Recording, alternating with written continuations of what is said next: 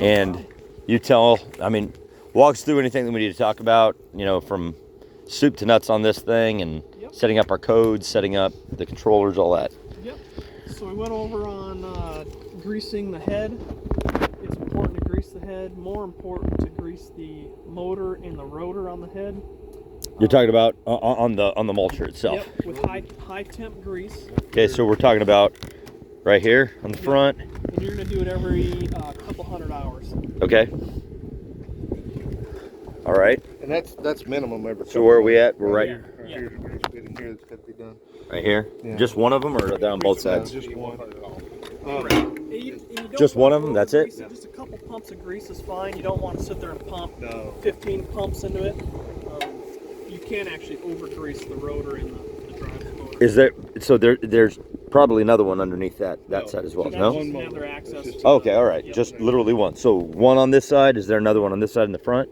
Or just these two spots? Just gives you access for maintenance if you have No. I mean, like, we've got this one. This one. Is that the only two on this head? Only two on that. Got it. Other than the pivot points. Yep. So like up here, you get pivot points. Right. Okay. Here. Those aren't going to be as important as the other ones. Okay. Sounds good. This really isn't going to be pivoting. It's going to be probably set to 1 or 2 settings, and that's about it. Okay. So here, I'm doing this for the purpose of the video. You're saying for anything big, any big trees that we're taking down, right, we're going to take this arm right here and move it down to here to make this whole thing tilt forward to be able to push the tree out away from the cab so it doesn't fall on the cab. Okay.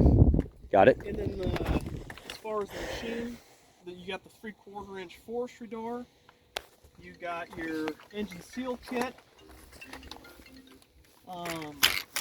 Your hydraulic sight glass is right here. That's going to tell your hydraulic level on the machine. You using 46? What's the hydraulic fluid? Exactly. 46. Yep. You come around the back to the engine compartment. You got your battery right here. So you get a dead battery. You just hook your ground up right there. Hook the positive straight up to the starter solenoid.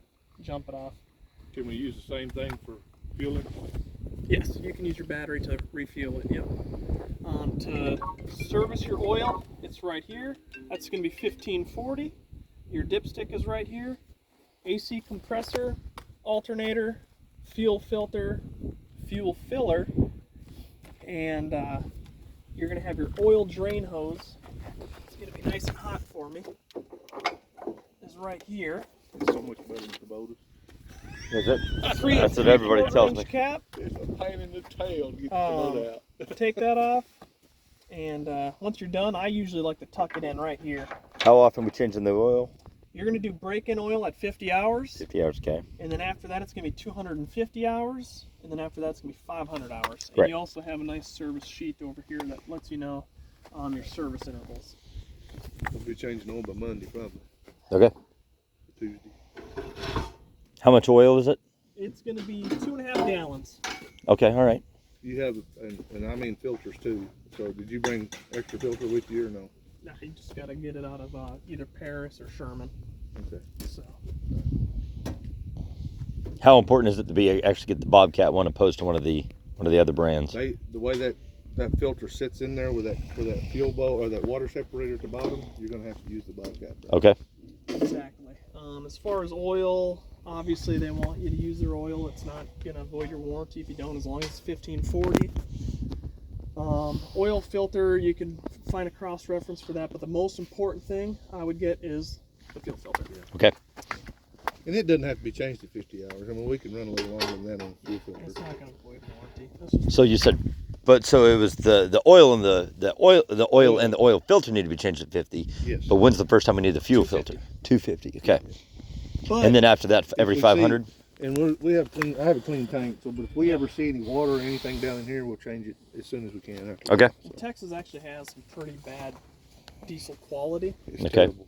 So right. It'd be a good habit to get in there, grease the machine every morning, drain the water out of your fuel filter. You've been running equipment your whole life, so it's all pretty common sense stuff.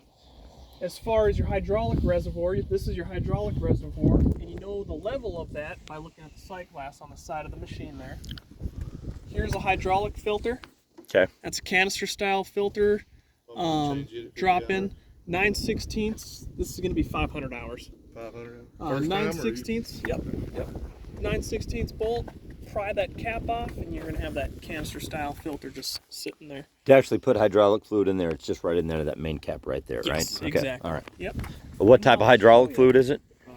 46. Top 46. Type 46. Okay.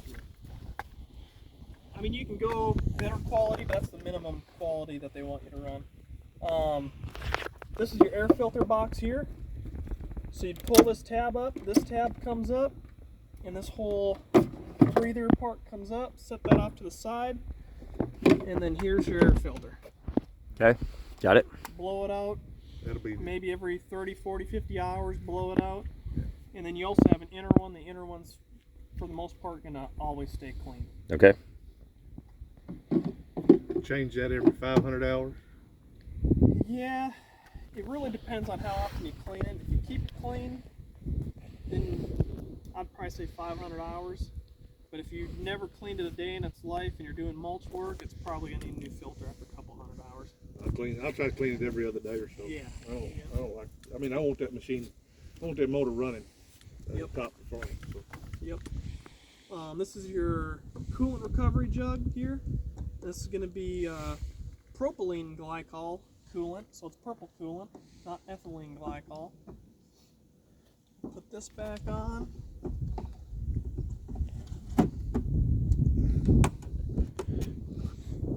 And that's about it for servicing wise. Okay. You got your blue def on the left hand side of the machine around the corner there. I'll show you that. So whenever you put these screens back on, foam's always going to go to the outside. Okay. And this tab right here Slides goes up underneath. into this groove. I see There's that. a groove right there. Yep, I see it. And then you got the buttons, of course, too. That. Yep. Snap that on. Same with this one right here. Foam to the outside.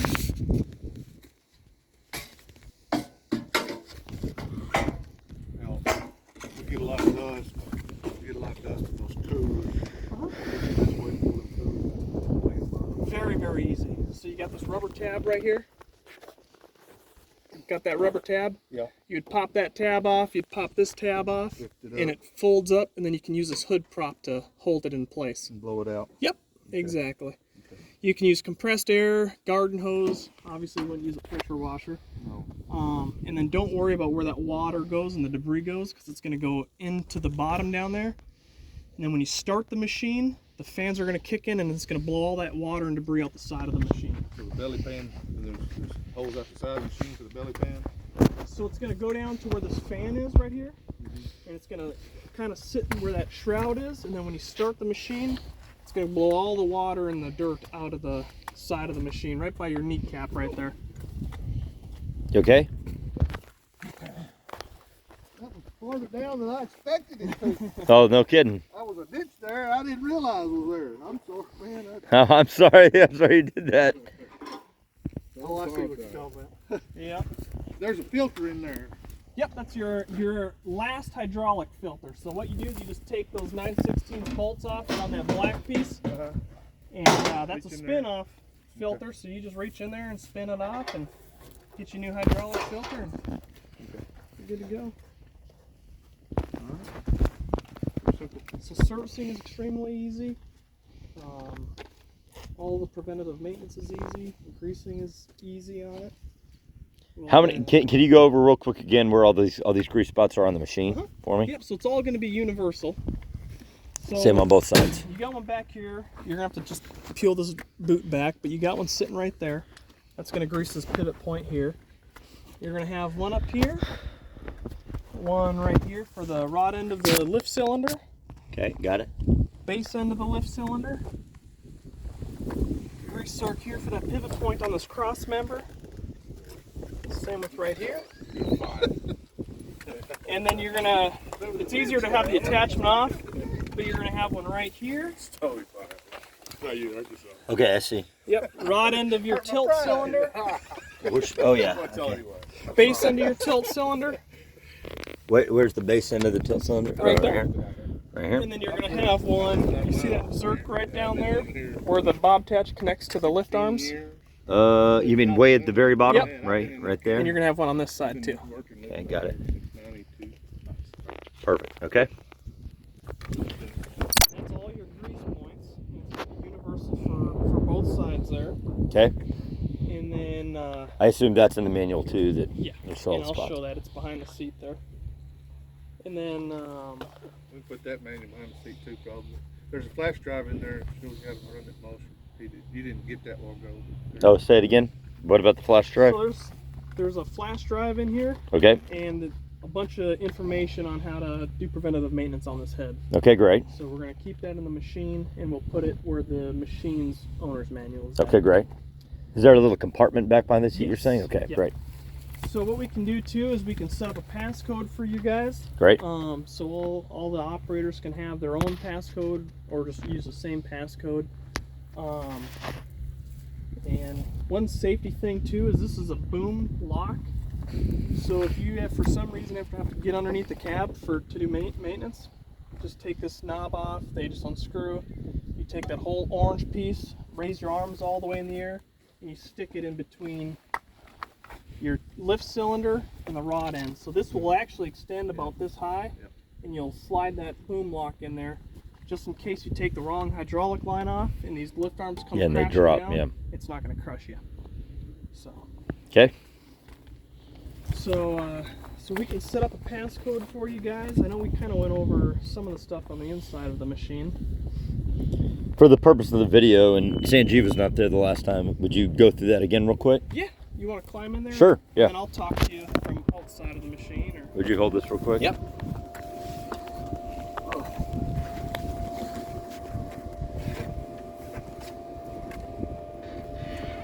All right. Thank you. All right, so this is your deluxe panel up here. Hold on a second, gotta get that thing bent. There we go. And we're gonna type in, You want to see over here, Sanjeev, and I'll open up this thing? right now we're gonna just type in our dealer code because that's what we got programmed in there. This is your home screen. Okay. So you can cycle through with your left button and this right button. This gives you some attachment information. If you wanted to go read about attachments, you could hit enter and it's gonna let you go and read about attachments. This is where you could set up your passcode, and we'll do that, but we'll probably do that after you shut the phone off and we're wrapping up here. We'll set up a passcode for you guys. Obviously you can set your clock, languages, all that stuff. If this screen's pretty important, so if you're out working the machine and it's throwing a code or it's not doing something that you want it to do, it's probably going to be throwing a code. Go to this screen right here, and it's going to tell you exactly what that code is. Okay. It's going to tell you engine coolant temp too high, hydraulic temp too high. It's going to tell you exactly what it is. And this screen has your vitals on it, so you got your RPM and temperatures, fuel flow per hour. This screen is a good screen to be on, so you can monitor your temperatures while you're mulching. Okay. This screen, we're going to set that up. So right now, it's going to beep at you at 50 hours to remind you that your service is due. It's just a good reminder. It's extremely annoying, but it's a good reminder. And then back to the home screen. Okay. Is there something on here, you know how I was asking when I was trying to run the mulcher? Anything on here that's saying, okay, your high flow's on, so the thing is still spinning and it's active? Or I just have to lift it up and look? So the way to know is, once you start operating the machine, you're going to know if it's on or off. Okay. If you've never operated before, you're probably not going to know if it's on or off. But, you pull the trigger, it's on. You pull the trigger, it's off. Okay. I got you. You can kind of feel that thing. You can kind of feel the hydraulics kick in. Okay. You can feel them kick off. Trigger again. Okay. That doesn't mean that the motion is stopped yet. You kind of feel it vibrate a little bit. There's not much vibration in there, so it wouldn't. Yeah. It's real smooth. Yeah. Real smooth. Okay. So, but more or less, it's not as if we have to hold down the trigger on this guy or anything like that to operate. You just pull one it click once, and just one. like you're shooting a gun. Okay. On, off. Got it. On, off. Okay. And it's probably not a written rule. However, when I turn my hydraulic attachments on, I personally will do it at idle, and then I'll crank up the RPM just so you're not shocking the hydraulic system. Better for the machine. Yeah. So say it one more time. When we're in idle. Yep. So when you want to turn the head on, yep, I would have the machine at idle, pull your trigger to turn the head on. Okay. And then I would increase the flow by turning up my engine RPM. Okay. Just Got so it. you're not going from 0 gallons a minute to 37 gallons a minute, and you're punching that forestry head right in the face. Okay. So then we were talking about obviously this button right here being for the high flow. Hit it once, and the hydraulic flow is on. Press it a second time, but we have 2 green lights, and then it's on twice. Right. Yep. So first one is going to be standard flow. Okay. Second one, it's going to be high flow. Okay. I gotcha. Right yep. So, but if I turn it off like that, then it doesn't matter whether this is clicked or not. It's just going to turn off. Yep. Okay. So this is just letting the machine go into auxiliary hydraulics. Okay. It doesn't mean that you're spitting hydraulic fluid out of those couplers. Okay. The machine's not going to send fluid to those couplers until you give it a command to turn on by pulling the trigger. Okay. And then you got your headlights right here. Tail lights. Okay. That's your auto idle button, so that's why your machine was going idle. If you didn't touch your joystick for 5 seconds, it's going to automatically idle down. And then your information button, which you're probably not going to really need, but that's RPM, battery voltage, drive response. So if you wanted to speed up the controls or the responsiveness of the controls, you can do it right here, and you would adjust it with these 2 buttons right here. So DR2, DR3. So when you say response, so like it was set, DR1's less responsive. Yeah, Is there's 3 is more responsive. How many levels of that are there? 3. Okay, that's I just keep it in 2 myself. Okay. That's We'll again go these 2 right here. To steering drift compensation. This is if the machine over time starts tracking to the left or tracking to the right, you can go in here and actually recalibrate it yourself, and you can make it so the machine tracks straight. So that's really handy too, but it's really beneficial for being on a slope. To do that, am I yep, doing same it? thing. Yep. So here's if we're not driving straight, the 2 tracks are off. So right now we're having our right side override our left side. Oh, so SFR yep. right and side. And then we're going to go back here, so now our left side's going to be overriding our right side. I get it. But just by using these 2 buttons here. Okay, that makes sense. Why would we ever want that? On a hill or something like that? If you're on a slope, if your machine starts tracking off a little bit. Another good one is for trenching, foundation work. A lot of times your boom is offset to one side, and your machine's going to pull to that side that the boom is on. So you could set it up to have your right side override your left side, and you're going to trench a nice straight line. Okay. So. Got it. So again, this is the gas flow for the engine. There. We also have a foot feed down there too. What is that? What does this go? This is just. There's a foot feed down there. Yeah, just to be able to, so you're not messing with this. You're just pressing it on. And the only time, I mean, when you're running a motion head or anything hydraulic in the front, use the one on the right. And if you're like doing motor work and things like that, then the foot feed helps. Motor work? What do you mean? Loader work. Yeah. You know, loading. Yep, absolutely. Yeah, everyone's pretty well different. Me personally, I very rarely use the foot feed, but people who've been operating equipment for a while and running dozers, they're used to a foot feed. Okay. So, I mean, I personally don't, because I've never ran dozers before and I've never ran big iron before. Your joysticks are adjustable here. You'd lift up on this lever, slide it back, slide it forward. Okay. Same with the other side there. And then your seat is heated air ride. You want that orange indicator right in the center for your weight. If you wanted to bleed off your air, you just hold down. Okay. And then your switch for your heated seat is behind your left shoulder, other shoulder, and it's behind the seat. So you're gonna feel a rocker switch right there. Yep. And you'd flip it up.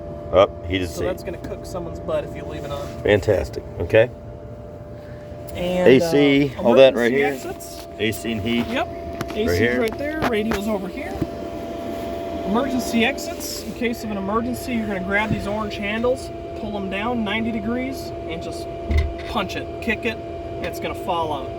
Escape through the front. You got one in the back as well. You're going to pull that orange triangle behind your head, and you're going to pull that orange triangle all the way out. And then you're going pull it out like this? Yep. And then you're going to hit that glass out the back, and Punch you can it out. crawl through the back of the machine. Okay. Try not to do that unless you absolutely have to. Unless. It's not easy to get back together. It No, is. that's- It can be a pain in the Desperate situations. Okay. butt.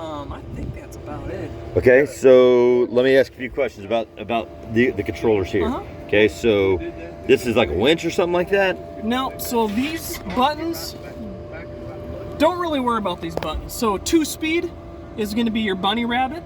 2-speed for what? Travel. Okay. So haul butt. And that's So, I mean, why- is that different than this over here? Yes.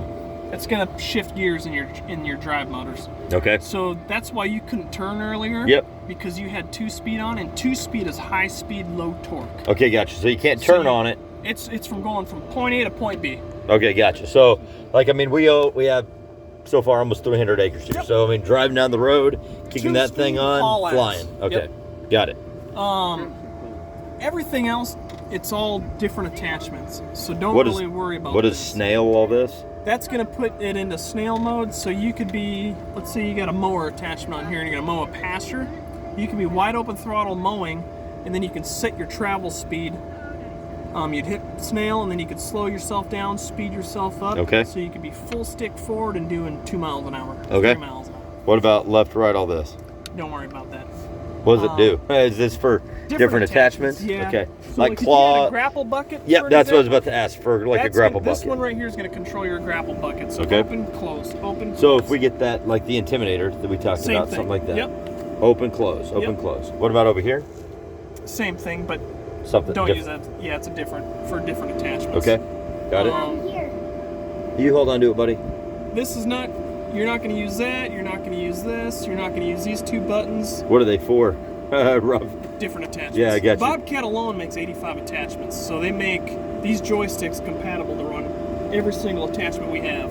Okay. Then you got float right here. Float is. That's going to be for grade work. If you want to use float for grade work, you would push down on your joystick like this or forward, hit that button, and it's going to suspend your lift arms so you can back drag over the top of your. Oh, okay. Yeah, to Some smooth cool it, smooth everything features. out. We're going to just put this reverse fan switch right in the middle. If it's right in the middle, that means it's automatically going to go into reverse fan every 20 minutes or so. What, You're to not- blow everything out or something like that? Yep, or? on the back cooler there. Yep. Okay. This is where you would unhook your attachments at, Bobcat wedges. Right now they're in the down position, they're in the horizontal position. Right Okay. here. If you press and held this button up with the machine running, that's going to unlock your attachment because those bunny ears will come up. Can you show me where those are? Yeah. Oh, okay, gotcha. Yep. These guys are. So if they're in the horizontal position, that means you're locked in. You're good. What do you need? My phone? I think Dale's probably trying to find us too. Okay. All right. And then you got, don't worry about this because I'm sure all your operators are probably going to operate it in ISO pattern. What does that mean? It means drive with this stick, Oh, I see. lift and tilt with this stick. Well, if you go down to 8, you change to H 8. pattern so it is swaps it. kind of a goofy scenario. It's the old case controls. You'd be forward, backwards, lift, tilt. Okay, gotcha. No. Not doing that. It's junk. Nobody Not likes doing it. it. except So maybe again, 1% of this people. right here, for the purpose of the video, this is driving the tracks. This is Lifting the and tilting. yeah the Yep. tilting So for, this for would be everything lift else. up, lift down. This is going to be curl your bucket in towards you, and this is going to be dumping your bucket if you were dumping it into the back of the dump So truck. pushing it to the right is going to be tilting it forward. Okay. Yep. Going to the left is going to bring my attachment out this Yep. direction. Okay. Yep. Towards you. Yep. Got it? Exactly. Okay. What about if this thing is all the way? Oh, I guess there's no all the way up. Yep, correct. If you push it, that's going to be you manually putting the reverse fan on, and the computer's going to limit you to doing it every 10 minutes or something like that. Okay. So just leave it right in the center. The machine's going to do it all by itself. Okay. Got it. And there's switches over here. Bucket positioning. I personally just leave bucket positioning on all the time. What is that for? That's going to be for keeping your bucket or attachment level as you raise your arms in the air. I just leave it on. It doesn't hurt nothing. Park and brake. Don't really worry about the park and brake because anytime your seat bar is in the up position, your park and brakes are automatically set. Okay. That's more or less for OSHA, just safety. That's one second. Formality. One second. That's for this. Can't do anything unless this guy is down. Yep. All the way down. So what you would do is you'd have your seat bar down and you'd hit that green button right there and you're rocking and rolling. Okay. Great. So that's it now. All right. Can you show me real quick and I'll reset this video, but let's show me how to create my my So I need to codes. get the serial number off the machine real quick. And we don't have much service on here. Not a lot. I've got some if we need it though. So There we go.